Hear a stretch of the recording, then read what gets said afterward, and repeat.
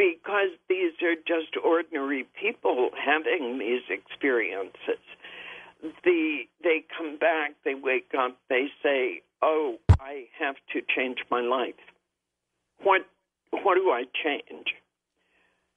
Typically, they have not been guilty of horrendous criminal activities. They have not done any, they're not child abusers, they're not terrible people, but they may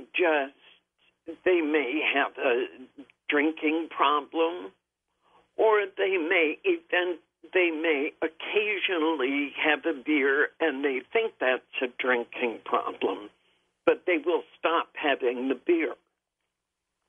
So, again, so much of this depends on the individual's interpretation of his own circumstances. People tend to be really tough on themselves. But coming back and identifying what are the things in my life that I need to change? What can I do to smooth the way? This is rarely a bad idea. Just in general purposes. And whether or not one has had an experience, that kind of self-examination to say, what could I be doing differently? What could I be doing better? Nancy, what am I doing to hurt somebody? Nancy, in the world of near-death experience research, and that's not a real big world, and it's more acceptable than it used to be, as you start expressing this new sort of direction of your own research based on many cases that came your way, the idea that there are distressing cases, do you face resistance among colleagues that this new vision might fly in the face of what had already been described as the typical NDE?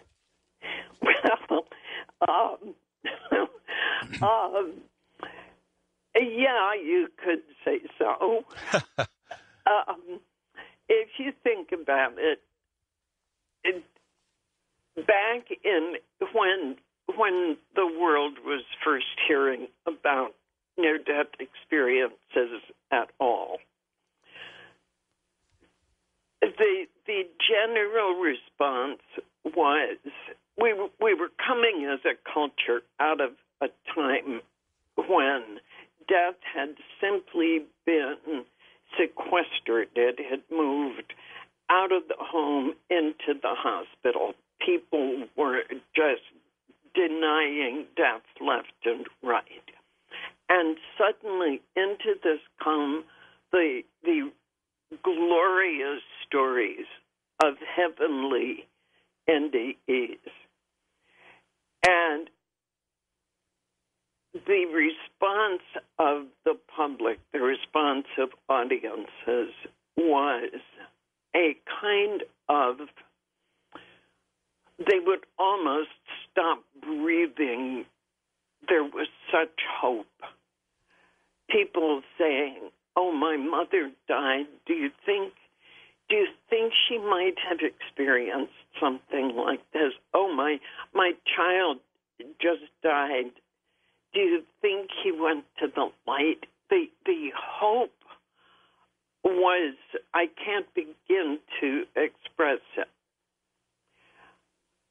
Well, who in the world wants to come heavy-footed into this saying, oh, by the way, let me tell you, there's another point of view here. Yeah, that really makes you the life of the party, doesn't it?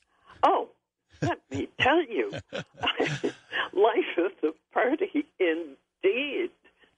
And the assumption, you see, is that the people who have these experiences, and I will say I have encountered this with rather more frequency than I wish were the case, is that if you are interested in these experiences, and particularly if you have had one. You are filled with negativity, hatred, guilt, fear, shame. You are cold. You are hard-hearted. You have attracted this negativity to yourself. Nancy, I'm sorry to cut you off at that key point, but we'll pick up the conversation after this break, and we'll be opening up the phone lines. I know there's a lot of people who are going to want to talk to you. I've got a million questions myself. We're addressing some pretty big questions this evening with my guest, Nancy Evans Bush, author of this book, Dancing Past the Dark. Not all of us can have near-death experiences, but in the meantime, until you have yours, this is a pretty profound book. We've barely scratched the surface tonight. It gets into some pretty heavy questions about who we are, why we're here, and what comes next. We open up the phone lines right after this in our final segment. Stay with us, everyone. More Coast to Coast AM to come. Nancy, I want to ask you one more question before we open up the phone lines. I could see people saying, well, gosh, you must be pushing some sort of religious agenda, or others saying it's an anti-religious message. Maybe it's Christian propaganda. Maybe it's satanic subterfuge. George, how does this fit together? George, I'm having real difficulty with this connection. So okay. Can you talk a little slower? Sure. How does NDE experiences, how do this total experiences fit together with religious beliefs? If you're anti-religious or pro-religious, whatever your religious beliefs might be, is this necessarily in conflict with those or in support of those or neither? I think neither. Basically, one of the difficulties people have in understanding these things is that they are just not doctrinal. And particularly with a really staunch person of faith from, say, one of the evangelical backgrounds, particularly, these don't line up according to what the book says, not necessarily the good book, but to what the doctrinal stance is, and it just throws people. So that's part of their mystery. They have such power and such intense meanings for people, but they don't fit the pattern.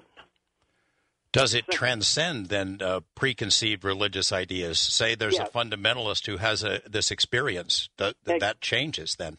Exactly. Yes. East of the Rockies, Mike in Virginia. Good morning, Mike. Hi, how are you doing? Okay. I just have one quick question for Nancy, and Nancy, it's a pleasure to speak with you, and I find this very interesting. But I'm mainly wondering, do you have any scientists on board with this, whether it be physicists or cosmologists or anyone in your research? Because just by listening to some of the points you've made, I've come up with numerous hypotheses myself that could be relevant without using religion as a reference for this. I'm just curious as to whether there's any actual scientific study going on within this, within the scientific community, whether it be physicists or cosmologists and, whatnot. Certainly a fair question, Mike. And Nancy, you address it in the book. George, can you translate for me? We're having a connection problem. Sure. Mike was asking whether or not there's any scientific backing for NDE research, how it is viewed in the science community. Yes. There has actually, Mike, thanks for this question, been a ton of research from all kinds of directions. None of it has produced anything really conclusive in terms of causation, in terms of just physiological trigger points. We know know that these experiences happen to people of all demographic categories. We know they cover all age ranges, all religious, educational, and ethnic backgrounds.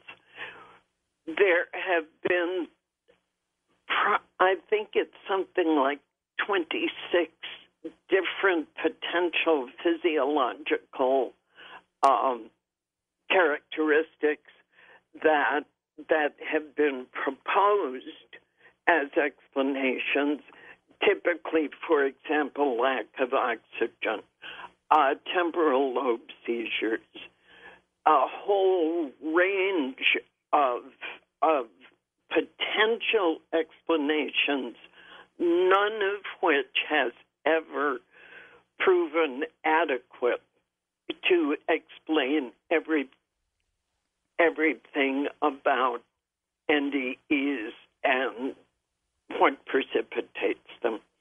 So it just remains an area of great mystery. There's a good deal of research going on at the moment in the neurosciences in terms of how do these relate to human consciousness in general. There's one study, that the AWARE study by Dr. Sam Pernia and others, which is due to make some report within the next few months. But again, the questions are so much bigger than our ability to find answers. Well, So as the point you made, Nancy, is that there might be all kinds of physiological triggers that lead to the experience, but it doesn't really explain what happens and the profound effects on people after they come back. Exactly. Certainly a fair question, though, Mike. I think it might be one of those things that science itself, just as pure science, can never solve and maybe isn't supposed to. West of the Rockies, Dave in Washington. Hi, Dave. Hi, George. I'm not religious, but I'm very spiritual. And since 7, I've had about... Dave, are you there? I think we lost... I'm Are you there? here, but I can't understand the question. I think we lost Dave, unfortunately. Sorry, Dave. Okay. Apologize for that. On the wild card line, Tyler. Good morning, Tyler. How's it going, man? I have a question for a few things. I haven't heard you talk about the release of, which I think has been proven, of DMT after death in the brain, in the pineal gland. I know a lot of doctors have done tests and stuff with, DMT experiments, and a lot of what you're explaining seems to kind of sound like what that is, almost. You understand? Okay, let me rephrase it. Tyler's asking about if you're familiar with experiments with a substance known as DMT and how people who inject this stuff or ingest it otherwise have very similar experiences. Yes. The DMT experiments by Rick Strassman have been really quite interesting. The piece that interests me most particularly is the experiment which Strassman was running was cut short because some of his study participants were